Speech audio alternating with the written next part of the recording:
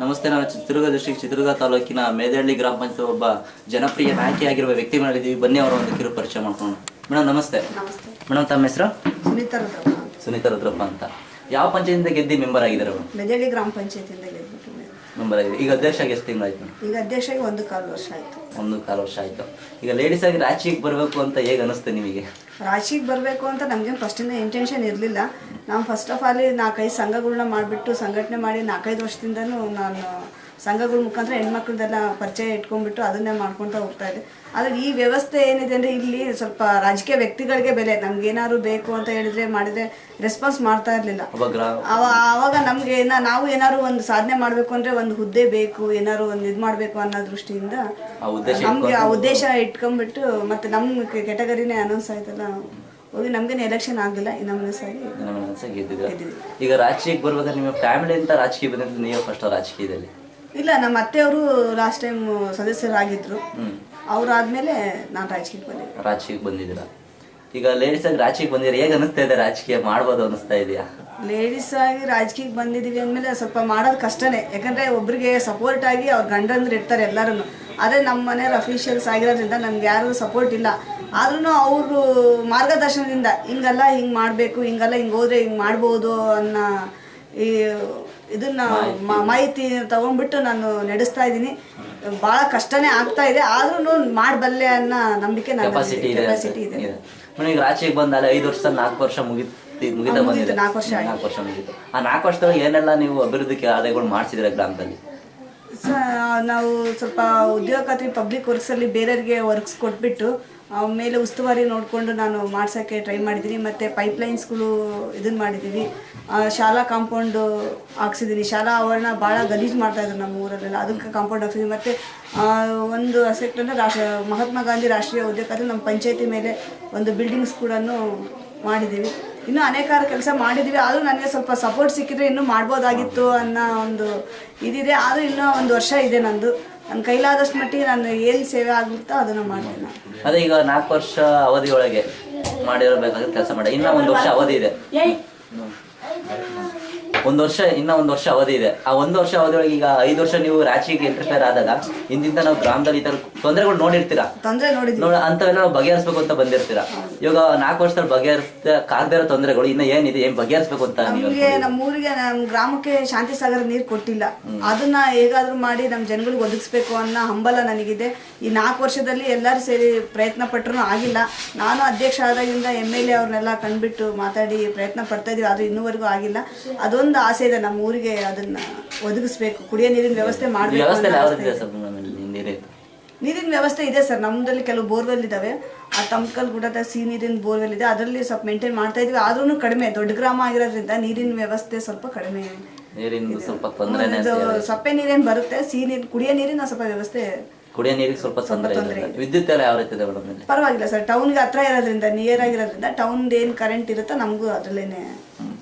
ಈಗ ರಾಜಕೀಯಕ್ಕೆ ಬರ್ಬೇಕಾದ್ರೆ ಈಗ ಗೌರ್ಮೆಂಟ್ ಇಂದ ಬಂದ್ಬಿಟ್ಟು ಇಷ್ಟೇ ವಿದ್ಯಾಭ್ಯಾಸ ಹೊಂದಿರ್ಬೇಕು, ಗ್ರಾಮ ಪಂಚಾಯತಿ, ತಾಲೂಕ್ ಪಂಚಾಯತ್, ಜಿಲ್ಲಾ ಪಂಚಾಯತಿ ಮೆಂಬರ್ ಇಷ್ಟು ವಿದ್ಯಾಭ್ಯಾಸ ಹೊಂದಿರ್ಬೇಕು ಅಂತ ಎಲ್ಲೂ ಮಾಡಿಲ್ಲ. ಈ MLA ಸಿಡಿಯುವಷ್ಟು ಇಷ್ಟು ವಿದ್ಯಾಭ್ಯಾಸ ಇರಬೇಕು ಅಂತ ಎಲ್ಲೂ ಮಾಡಿಲ್ಲ.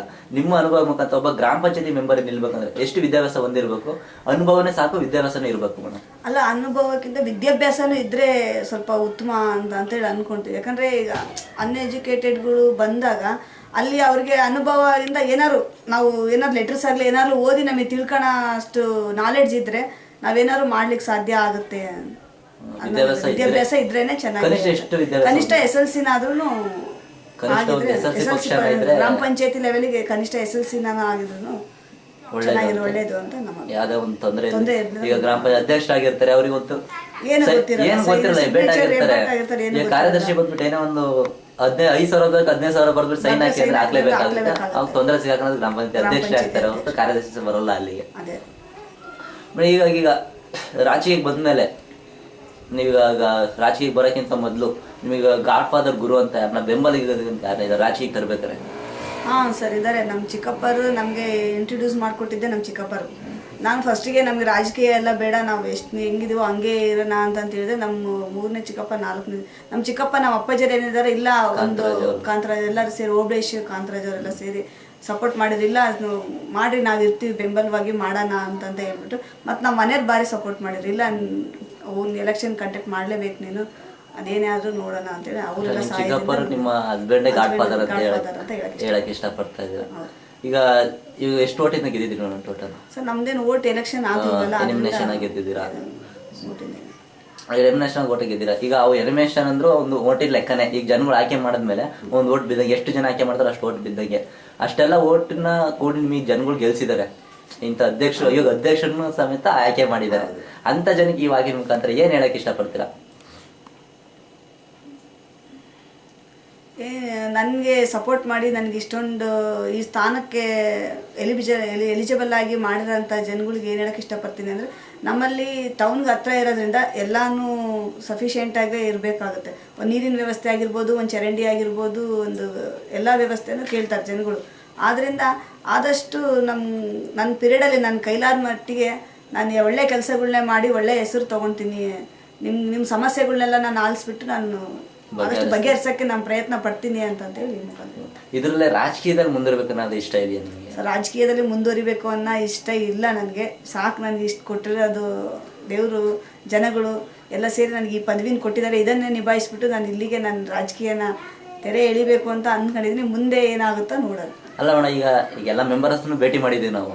ಮೇನ್ ಆಗಿ ಇಲ್ಲ ನಮ್ಮ ಅಧ್ಯಕ್ಷರಿಂದ ಅಲ್ಲಿ ಹೋಗಿದ್ರು, ಈ ತರ ಕೆಲಸ ಮಾಡಿಸ್ಕೊಟ್ರು ಅಂತ ಎಲ್ಲ ಹೇಳ್ತಿದ್ದಾರೆ. ಆದ್ರೆ ರಾಜಕೀಯದಲ್ಲಿ ಇಂಟ್ರೆಸ್ಟ್ ಇದೀನಿ, ಇಷ್ಟೆಲ್ಲ ಬೆಳವಣಿಗೆ ಬಂತಾ ಇದೆ, ಯಾಕೆ ರಾಜಕೀಯದಲ್ಲಿ ಬೆಳವಣಿಗೆ ಹೊಂದಿದ್ರು ರಾಜಕೀಯ ಅನ್ನೋದು ನನ್ನ ಪ್ರಕಾರ ಹೆಣ್ಮಕ್ಳಿಗಲ್ಲ.